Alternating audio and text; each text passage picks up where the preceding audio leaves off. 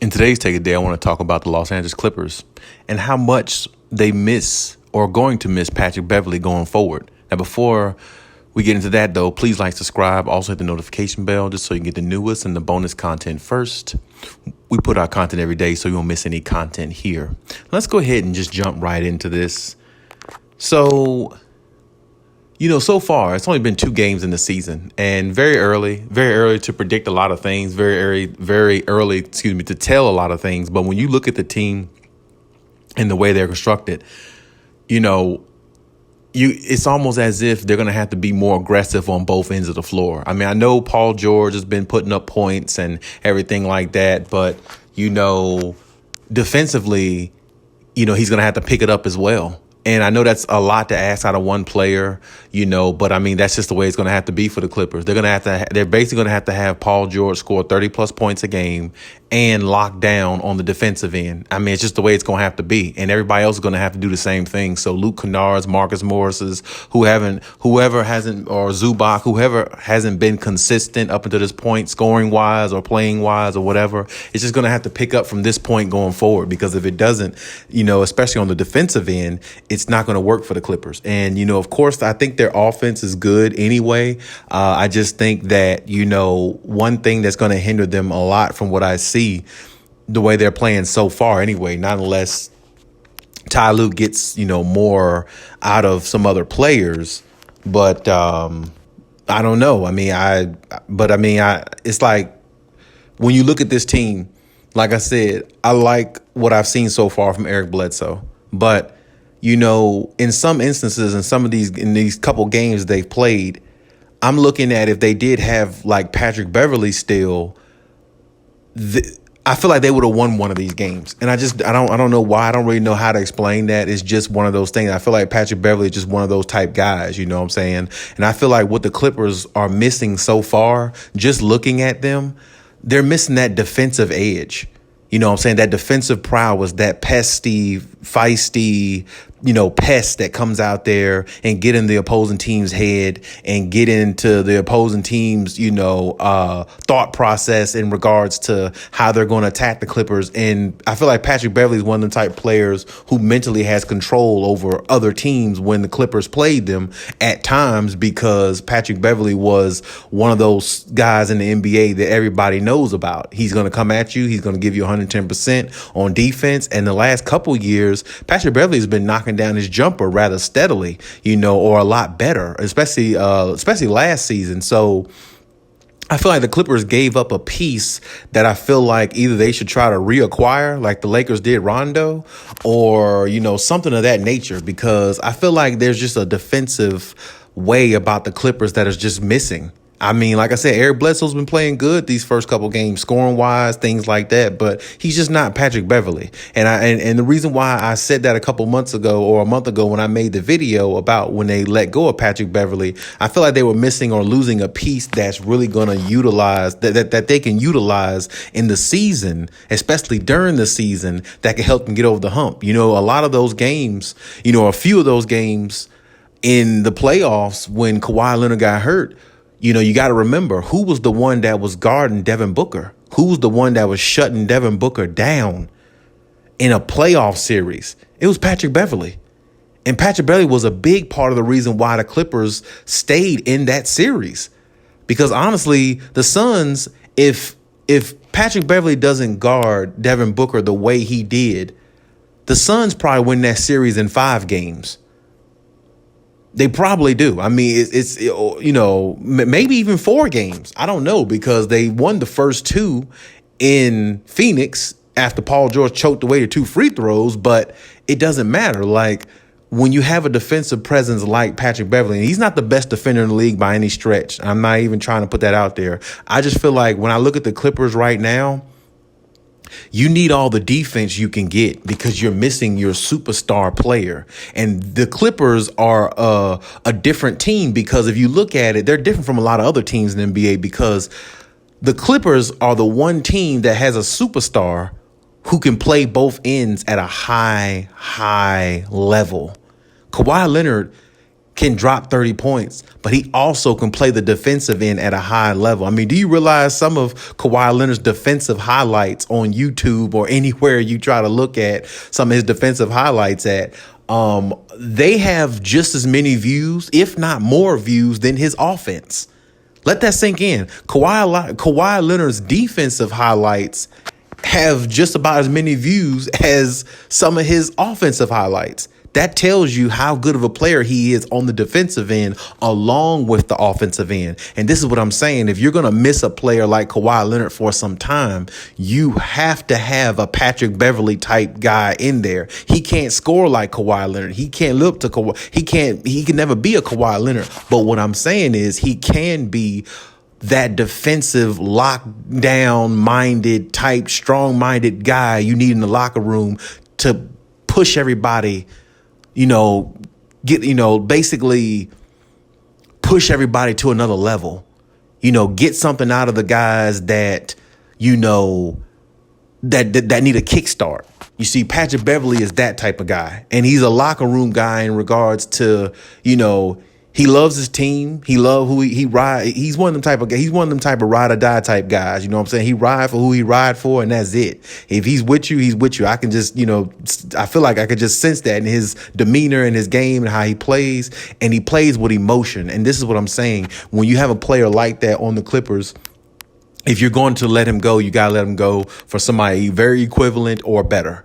And what I'm saying is right now, like I said, the Eric Bledsoe thing isn't going bad at all because Eric Bledsoe's playing good. I can't say he's playing bad, but I just still feel like, just a gut feeling, I feel like the Clippers are really going to miss Patrick Beverley going forward because, like I said, there's going to be a lot of games that's going to come down to the last couple of minutes in the game, and the Clippers are going to have to not only execute plays, but they're going to have to execute plays at a higher level because they really don't have the defense that I feel like they had last year. You had Kawhi Leonard there. You had Patrick Beverley there. You know what I'm saying? And even though I didn't think Rondo panned out really well with the Clippers, he still made some defensive plays. I mean, you might not remember or think about it, but even in that series against the Dallas Mavericks, when they played in the first round, there were the one or two games that they actually, when they were down 0-2 and they came back and won to tie the series, not only did, the Clippers made the comeback, but it was a lot of defensive plays in there. Like Rondo saw a few minutes, here and there and stuff like that in that series. And, guarded Luka pretty decently. Honestly, he really did, And even in the season, there were games where, Rondo had played good defensively on, certain matchups that he had. And so did Patrick Beverley. And this is what I'm saying, to make a long story short, you can't replace defensive players and don't get somebody defensive minded back. And to me, when you let go of somebody like Patrick Beverley, the heart and soul of your defense, you've got to replace him with somebody like him. You've got to replace him with somebody defensive minded. It's just the way it is. You can't replace him with somebody more offensively inclined than defensively inclined because you're not getting what you need that's going to help you win games. Defense wins championships. Everybody knows that. So if you can, not unless you have an offense like, the Nets, if they had, Kyrie and all this other stuff, that's just too much offense for anybody. But more likely defense wins games and championships. So my thing is a lot of these games where they miss somebody like a Rondo, they miss somebody like a Patrick Beverley who will go out there and can make some good defensive plays, get steals, cause turnovers, play with the edge on defense and knock down a shot, at times when called upon. You're going to miss players like that because you haven't replaced them with anybody that's equivalent to them. And I'm not saying Eric Bledsoe is bad, as I said before, but he's not Patrick Beverley when it comes to defense. And now that you're missing your superstar, which is Kawhi Leonard, who is known for his defense. Some people know Kawhi Leonard more for his defense than his offense, throughout the years of him being in the NBA, because he won his first Finals MVP basically through defense of guarding LeBron in the NBA Finals back then. So a lot of people know him through defense. So my point is, if you're missing a high caliber defensive player like Kawhi Leonard, you can't lose another defensive-minded player like Patrick Beverley unless you're going to replace him with somebody who has the same mindset. Almost like if they replaced Patrick Beverley and got like a Dylan Brooks off of the Memphis Grizzlies. That guy plays hard on defense. That guy is a rough type dude. He plays with an edge and he can knock down a shot and he can score a little bit. So to me, this is what I'm saying. The Clippers should have, they should have looked into more of a player like that, I think, who's going to replace Patrick Beverley but give the same type of presence Patrick Beverley gave them, because the presence is gone. And when you watch the Clippers play, they're going to win some games. They're going to be in it. They're going to be, fine and all that. But it's about winning championships with the Clippers now. It's not about just winning games. It's not about just getting to the playoffs. It's not about none of that. You made it to a conference finals last year for the first time in team history. So if you've done that last year and you done it with Kawhi Leonard hurt, well, the expectation this year is about the same. You have to at least, be a 6 or 7 seed, get in the playoffs. Hopefully Kawhi Leonard comes back before then, so we won't have this conversation. But you have to at least put yourself in position to be a, 6 or 7 seed. Have yourself locked into the playoffs, so when Kawhi come back, he can catch a rhythm before the playoffs, and then you can try to go ahead and make a move. But the way the Clippers look these first 2 games, they're going to have to make some changes on defense. The defense is going to have to, pick up drastically. And Paul George is going to have to be more aggressive. And when I say Paul George needs to be more aggressive, what I mean by that, for some of you out there who may not understand what I mean, of course, he's putting up points and all that stuff. But putting up points all the time doesn't necessarily mean you're being aggressive. It doesn't always necessarily mean that, because you could put up a lot of points, but you might not have been aggressive on defense that would have helped you win the game.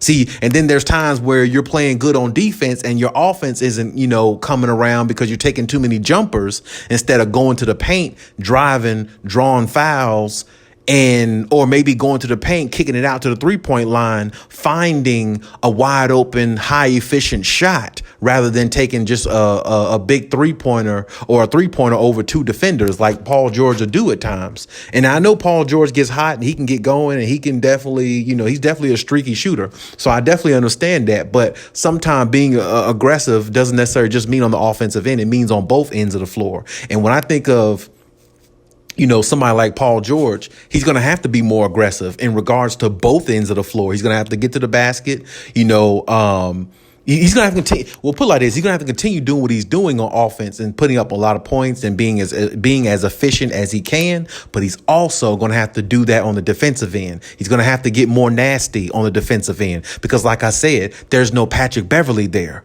So with no Patrick Beverley, you don't have somebody that's getting down dirty in the trenches, that's guarding the best player, getting in his head, smelling his breath, being that close to him defensively. You don't have nobody like that.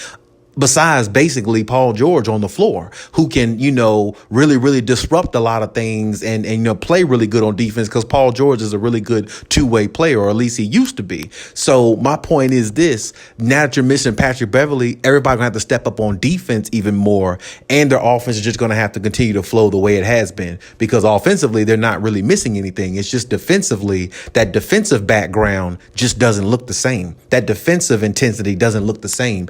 When I looked at the Clippers last year, I felt like you were going to play a team that you would have trouble with, because not only they had a lot of depth in scoring, but they had some really, really good defensive pieces. Rondo was not that good of a player for the Clippers, but he did make some defensive plays on Luka, other players. When he was assigned to a player, he did disrupt them. He did, use his length to bother a Luka at times, even though Luka, pretty much tortured the Clippers last year. But there were some moments where Rondo guarded him and it was a lot better, because Patrick Beverley was too small to guard Luka, or something like that. But that's what I'm saying.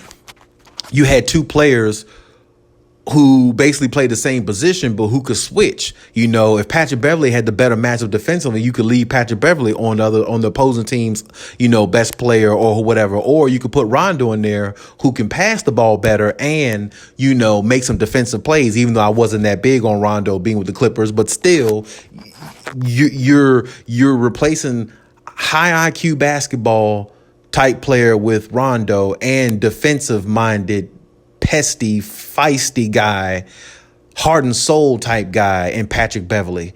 And you lost Kawhi Leonard for most of the season, who is your best player, who is both of them players I just named and more. And it's just going to show with the Clippers going forward, I think. I still think the Clippers can win games. I still think the Clippers can, you know, stay afloat. I still think there's a lot of teams they can beat. And then you got to think there's going to be a lot of favorable matchups for the Clippers. You know, like this week here, they got a few games against Portland. But other than that, they got like Cleveland. You know, they got the Thunder. They got teams they can beat, but they also can be beat. They also can be beat by those teams if they don't show up the way they're supposed to and go out there and play the game the way they can, the way they should. So, you know, no team, no anything is a guarantee. We all understand that. But to me, like I said, the Clippers are missing Patrick Beverley a whole lot. And I think they're going to miss him a whole lot in this season because they just don't have that defensive presence, and they don't have that guy in the locker room that's going to push them, that's going to get in their face and tell them, that's going to be a vocal leader. And this is what I'm saying. When you lose vocal leadership, defensiveness, you know, edgy type guys like that, you lose championship DNA. You really do. And Kawhi Leonard probably be the first to tell you. If you look at the teams Kawhi Leonard has been on, he's always had a defensive guy who can go in there and make big defensive plays and knock down, you know, big shots if needed. And back in the day, it was Danny Green. You know, with the Raptors, it was Kyle Lowry. And with this team here, I thought it was going to become Patrick Beverley. Now, of course, Terrence Mann can definitely take that position and, you know, take that and run with it. But, you know, Terrence Mann is going to have to live up to that. You know, we haven't seen Terrence Mann in an 82-game season go out there and play to that high level or play high defense on somebody, you know, all 82 games. You know, this is now. We've seen Patrick Beverley do it for years. So asking Terrence Mann to go out there and be a Patrick Beverley defensively or go out there and try to, you know, cause turnovers, make things happen and be a vocal leader and all that type of stuff, he can't do that because he hasn't been in the league long enough and he hasn't been playing long enough. And really, you know, he hasn't solidified his spot, you know, in a lot of people's mind long enough. There's a lot of people out there who know of Terrence Mann but don't really know anything about him. You know, as of yet, he still got to make a name for himself in the NBA even more. And that's understandable. But like I said, we'll see how the season goes and everything like that. But I need Ty Lue to pull that defensive mindedness out of one of the players that he has now, because if he doesn't, it's going to be a long season for the Clippers in regards to, you know, those certain games they play where it's a 3-point game, a minute and 44 seconds or a minute and 40 seconds to go in the game. And you're down by 3 and you need a defensive play or a turnover or, you know, somebody that can go out there and give the team a pep talk and push them and, you know, motivate them to go out there and make defensive plays along with executing on offense. And that's what made the Clippers a different team last year. They had defensive individual type players who can go out there and make plays at times defensively and let their offense just flow because they got so much talent offensively. They were so loaded offensively. It really was a shame to see them not go to the NBA Finals with or without Kawhi Leonard because they had so much offense to give. I think they would have gave Milwaukee a really good run, a better run probably than the Phoenix Suns did.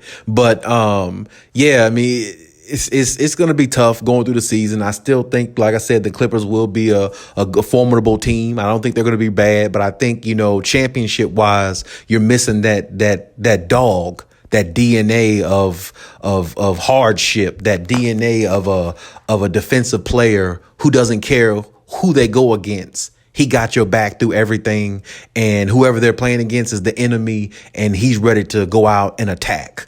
And that's who Patrick Beverley was. And I'm telling you, sometime when you miss players like that, sometime it really hurts you in the long run.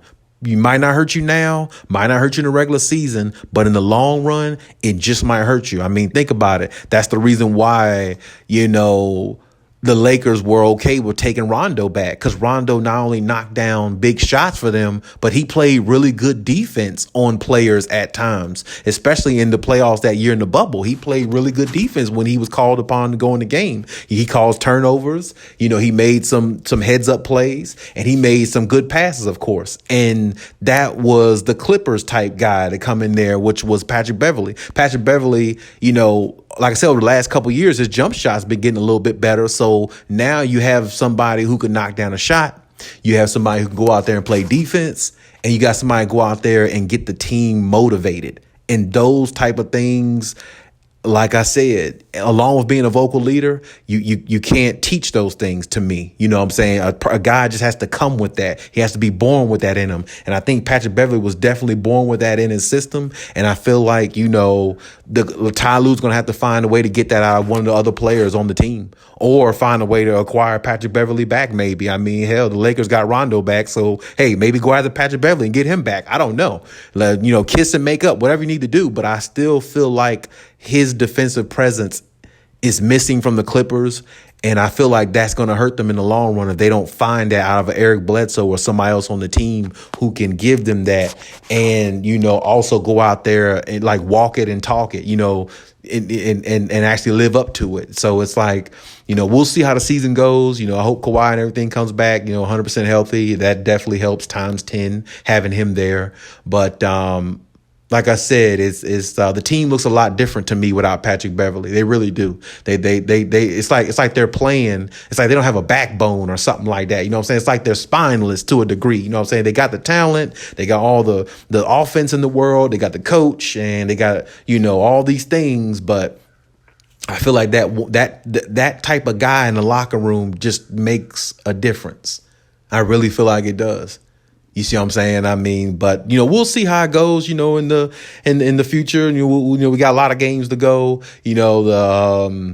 But we'll like I said, we'll see exactly how it pans out for the Clippers. Of course, health is everything. They still got to get Serge Ibaka back, got to get Kawhi back, got to get everybody on the same page. I still think the team will be really good. I think Eric Bledsoe has been a good addition so far. I would like to see a little bit more Brandon Boston, in there. Some, Isaiah Hartenstein, I like him. I was impressed by what I saw from him the other night, just in the very minimal minutes that he had, so I thought that was really good. But, the Clippers are just going to have to figure things out. The Clippers are going to have to be more defensive minded and live on defense and let their offense flow. They're going to have to be that type of team this year, because like I said, offense is not their problem. It's just the defensive background is not there, because some plays I'm looking at, I feel like if Patrick Beverley was on the floor or somebody equivalent to him, they will be getting more turnovers. They will be causing more turnovers, and they will be, first to the ball more. I mean, I feel like there were times where, Patrick Beverley even got, a few extra rebounds, offensive rebounds for him, just out of nowhere. I mean, just that dog mentality. I'm telling you, sometimes it just drives a team all the way to a championship, because they got that energy, that burst, and they got that kickstart that other teams don't have. But like I said, we'll see how the season goes. That's just my take on the situation. Leave any comments in the comment section. Let me know what you think. You think they're going to miss Patrick Beverley going forward, or do they miss him so far in what you've seen, or they'll be fine? And I'm just overthinking it. But hey, leave any comments in the comment section as always, and we'll talk about it, and then we'll engage. And hey, Cali out.